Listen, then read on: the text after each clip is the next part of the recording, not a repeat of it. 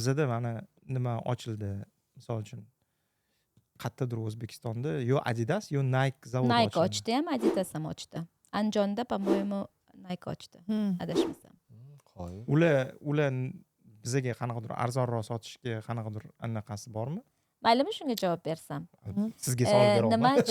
Nima uchun katta kompaniyalar hali aholini yaxshilab tekshiruvdan o'tmaydigan joylarda ochadi? Chunki ularning qiziqishi yo'q, odamlar javob beradimi bu talabga, yo'qmi? Odamlarda xavfsizlik, sog'lig'iga xavfsizlik bormi, yo'qmi? Arzon kuchi insonlar kundalik uchun yashash uchun topadigan pul uchun tiktiradida. Masalan, ular yashab, yig'ib, bir yildan keyin Turkiyaga borib dam olib kelsin demaydi. Bo'lmasam hammasi Yevropada qilingan bo'lar edi. Производствоlarni ko'chirilgani sababi ham arzon ishchi kuchi, bu yerda firmalar juda katta pullar foyda qilishadi. Arzon ishchi kuchiga, конечно, globalniy deydi, bu hamma butun dunyoga javob beradigan bitta industriya bor. Mana sertifikatlarni ham o'shalar beradi. Ular borib tekshirganda sotib olingan sertifikatlar bo'ladi-da ko'pincha. Shuning uchun Nike bizada ochilgani to'g'ri ishchi joylar bo'lyapti, lekin kelajak uchun men xursand emasman. Nima uchun? Tabiatimiz buziladi. Odamlarimizning sog'lig'i yomonlashadi. Chunki siz baribir nima deydi, ishlaganingizga yarasha mablag' olmaysiz-da. Bizada kim javob beradi direktorlarga? Direktorlarning cho'ntagida pul ko'payishi mumkin. Lekin oddiy ishchilarning ahvoli yomonlashadi. Lekin bu faktmi? Biz O'zbekistonda ular kamroq to'layotgan, ya'ni odamlarga yetmayotgan, ya'ni yo'q, kundalikka masalan deylik, masalan ayollar ishsiz-ku bizada. Ko'p ayollar ishsizlik bilan uyda o'tirishadi. Ayniqsa viloyatlarda. Mani bir tanishim borib rubashka tikadigan joyda ishladilar.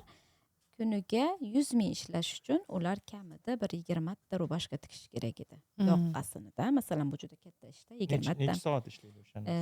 8 soat ishlash kerak edi. 8 soatga 100 ming. Wow. Bu degani 160 soatga 1 million 600 so'm olyapti ekanda, to'g'rimi? Ha. 1 million 600 so'm kam, to'g'ri. Lekin ular yoki ular 8 soat emas, 16 soat ishlash kerak. Именно. Tushunyapsiz? Lekin endi ayta olmayman, что masalan o'sha rubashka tiktiradigan insonlar kam to'layapti, balkim o'sha ishni qiladiganlarga yetib borayotgani nima deydi, bilmayman qayerda qolyapti deylik. Hech kim ayblagim yo'q. Bu может ish beradigan olib qolyaptimi u pulni yoki rostdan ham zakazchik kam to'layaptimi? Bilmayman qanaqa qilib narx belgilanadi O'zbekistonda. Hozir mana sizlarga bitta qiziqarli gap kelib ketdi, qo'shib ketamiz. Bu taalluqli bo'lmasa ham bugun opam bilan gaplashdim, ishdan kelyapti, yo'lda gaplashdimda. Gulshannon deydi, juda qiziqarli narsa bo'ldi bugun. Nima gap desam, nimaga больницаga borgan ekan, medsestra aytibdiki, bizga nima bilet sotishdi 200 ming so'mga, qanaqadir konsertga. Ular mashinaga o'tirishibdi, 5 kishi, shofyor aytibdi, qanaqadir ham doktor, medsestralar, uylasizlarni olib boramiz debdi konsertga, Andijonga, qayergadir, не знаю. Bitta sumkasida 5 ta pryanik bor ekan. Ular shu yoqqa borishibdi-da, borsa konsert zalining eshigi yopiq. Konsert yo'q. Ikkovlar aytibdi. Konsert yo'q. U eski nimadagi oxirgi oydagi konsert. Keyin bular, nima qildik endi, bo'pti, kela pranigimizni yeymiz. Pranigini eshitdi-da. Keyin opam, nimaga konsert yo'qsizlar, biletlar talab qilmadinglarmi desa, ha, shuna kserokopiya qilib ko'p sotishar ekan. Ha, biz zato aylanib keldik-da. Deyishib, xursand. Shunaqa ishlar ko'pda, bu ham kserokopiya bo'lishi mumkin, qanaqadir sertifikatlar.